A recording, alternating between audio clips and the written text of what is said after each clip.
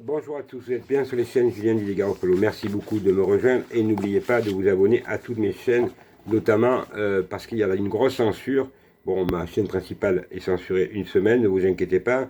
Allez donc dans le descriptif, mais aussi dans le descriptif parce que je mets deux vidéos explicatives de l'avocat Maître Fabrice Divisio qui s'explique sur son départ. Donc voilà, ma vidéo aujourd'hui concerne M. Fabrice Divisio. Donc on apprend que, bien entendu, les mensonges, les menaces qu'il a reçues, sa famille, la diffamation énorme qu'il reçoit par les journaux, notamment par le Parisien qui nous déclare qu'il n'a même pas le Master 1, alors que pour être avocat, il faut avoir le Master 1, donc on croit délirer, donc c'est plus que la haine. Et nous avons aussi le BFM TV qui nous déclare qu'il aurait une enquête auprès du bâtonnier de Paris, ce qui est complètement faux. Le bâtonnier a démenti. Donc quand ils veulent salir, mais ils veulent salir, là ils vont jusqu'au bout, et je vous en passe du reste, le reste, qui n'est pas joli, mais allez dans les descriptifs, Maître Divisio s'explique très bien, et il dit. Et il dit la vérité, il dit exactement ce qu'il a subi et les raisons. Donc c'est mieux de l'entendre par lui-même que par moi. Moi je le soutiens vraiment, parce que j'ai subi moi-même pendant 30 ans les mêmes attaques, mais en pire. Parce que moi, c'est pas que des menaces de mort, c'est plus que ça. Ils ont essayé de. Bon, ils m'ont mis en prison 1 mois, au même titre que le docteur Pourtillan, que Eric Curie du Conseil national de transition.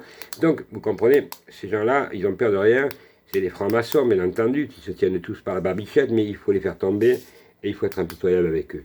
Je ne crois pas que Maître Divisio, je vais lui envoyer la vidéo, j'espère qu'il va m'écouter, que c'est en s'arrêtant qu'ils vont arrêter de l'humilier. Bien au contraire, ces gens-là ne comprennent qu'une chose, ils ont peur quand on est dans le combat et qu'on lâche rien, comme je fais depuis 30 ans. Et croyez bien, que ceux qui me connaissent, que je ne lâche rien. J'ai mis des procès, j'ai fait tomber des juges, j'ai fait tomber des avocats, j'ai fait tomber des magistrats en général. Donc, il ne faut pas s'arrêter. Alors je vous dis, Maître Divisio, je vous ai trouvé fragile, fatigué, c'est certain, vous avez une famille, donc reprenez-vous, reprenez du poids de la bête et faites votre métier et arrêtez d'aller danser avec Philippot ou avec d'autres trucs. Ça ne sert à rien. Battez-vous pour les gens qui souffrent en ce moment, puisqu'il y en a qui ont plus de salaire. Et c'est bien que vous ayez dit que vous allez continuer à suivre les dossiers, mais il vaut mieux défendre les citoyens et les citoyennes. Ça vous apportera beaucoup plus que toute cette racaille de politique.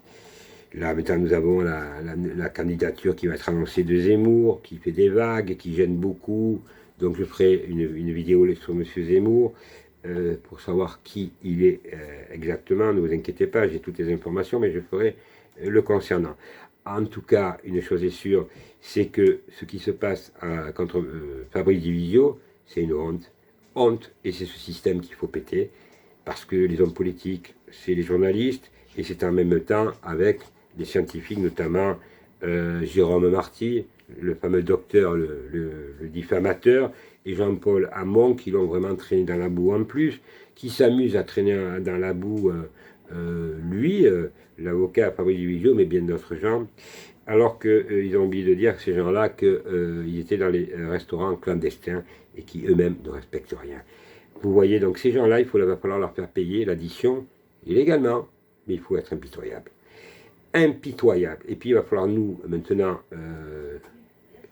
passer à des actions légales, mais non pas faire comme ils font les Gilets jaunes, faire 170 manifestations, ça ne sert à rien, j'ai pas de temps à perdre, moi je suis là que pour des résultats, et vous voulez avoir des résultats devant la crise sociale, économique, identitaire, ce que vous voulez, la crise, elle est énorme. Et on n'est pas sorti, c'est que des mensonges qui disent, on le sait,